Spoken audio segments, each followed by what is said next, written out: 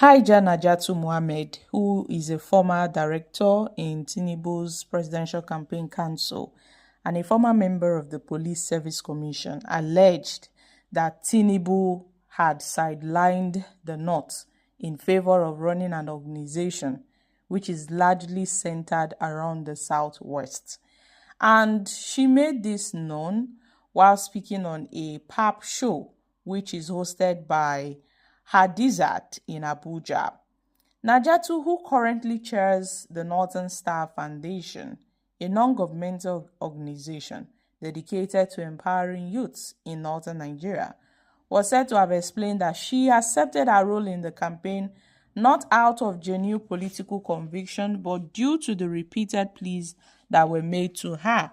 So, Najatu was reported to have alleged that Tinubu's approach to governance at the federal level closely resembled the way he had maintained political dominance over Lagos State since 1999. She was said to have argued that despite leaving office as governor, Tinubu had continued, exert significant influence over the state's political structure. In addition, she also raised concerns over what she described as a disparity in the federal government's treatment of separatist figures, questioning why they had been silenced regarding the separatist activities of Sunday Igboho, while Nnamdi Kanu remained in prolonged detention. You see, Sunday Igboho was not really free under Buhari's administration. Sunday Igboho was a wanted man in Buhari's administration. He had to leave the country because of that. And he came back after Tinubu's inauguration. And he has been walking free. While Nnamdi Kanu is in detention, while Nnamdi Kanu is in custody, what message does that send? Najatu Mohammed warned that the country's foundation was being eroded under Tinubu's watch, urging Nigerians to demand more inclusivity and visionary leadership.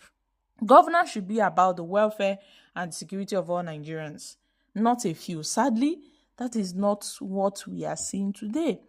Because obviously, the government of today is about the few and not majority of Nigerians. Guys, what are your thoughts on this? Obviously, this Najatu Mohammed have not been happy. She's not happy with this Tinubu's government. She's not happy at all. The North are not happy. Najatu Mohammed, on several occasions, she has criticized Tinubu's administration. Now, Tinubu's administration has failed on governance. Governance, we all know, includes providing basic necessities to the people, ensuring the public is safe, promoting economic opportunities. Tinubu's government instead is diminishing economic opportunities. Tinubu's government has led to several economic instability, social unrest. It makes one to question the legitimacy of this government. Obviously, we know, but this seems to be an illegal government, an illegal one. So, leaders ought to lead by example. But as for Tinubu's case, that is the opposite. They are not leading by example. Even when some few people try to tell them how they should, coordinate themselves, Tinubu is not ready to answer to anybody. So Najatu Mohammed, I am surprised, raised Nnamdi Kanu's issue, because the North, they don't concern themselves with Nnamdi Kanu. Nnamdi Kanu's case is not their concern. They are not bothered about Nnamdi Kanu. The North, they've distanced themselves from anything that relates to Nnamdi Kanu or IPOB or Biafra. They are not interested. So I'm surprised that Najatu Mohammed, seems to be aware. Because not be today Nnamdi Kanu dey prison. Even during Buhari's regime, he was in DSS custody before Tinubu came into power. So why is it that they are now realizing it is now that what the federal government is doing is not good, abi? They are now realizing that what the federal government, what Nigerian government is doing to people is not good. It's good that some persons lend their voice to condemn what they feel is not right, what they feel is wrong. But all these things, I feel, is just conspiracy. The North are not happy with Tinubu. Obviously, they are bringing up this issue, stirring up waters, just to target Tinubu ahead of 2027.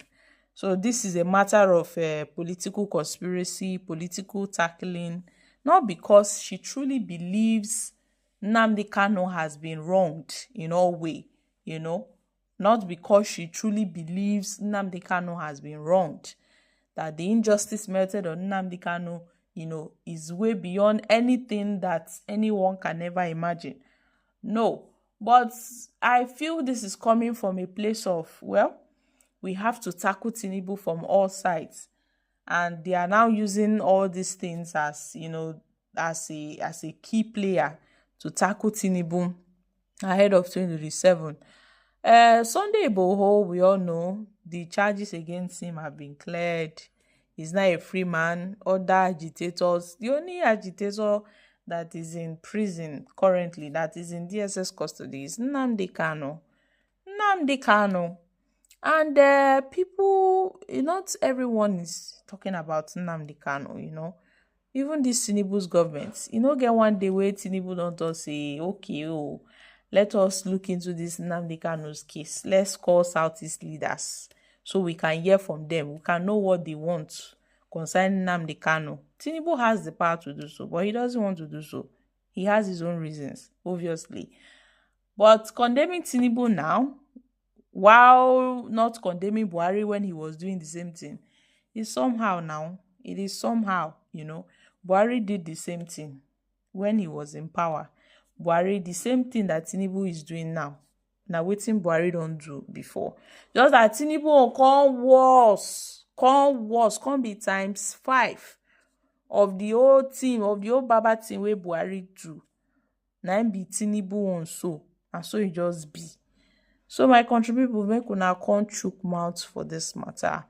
I'm dropping here. Kindly share your thoughts on this in the comment section. Don't forget to give us a thumbs up, like us, share, subscribe. Thank you. Bye for now.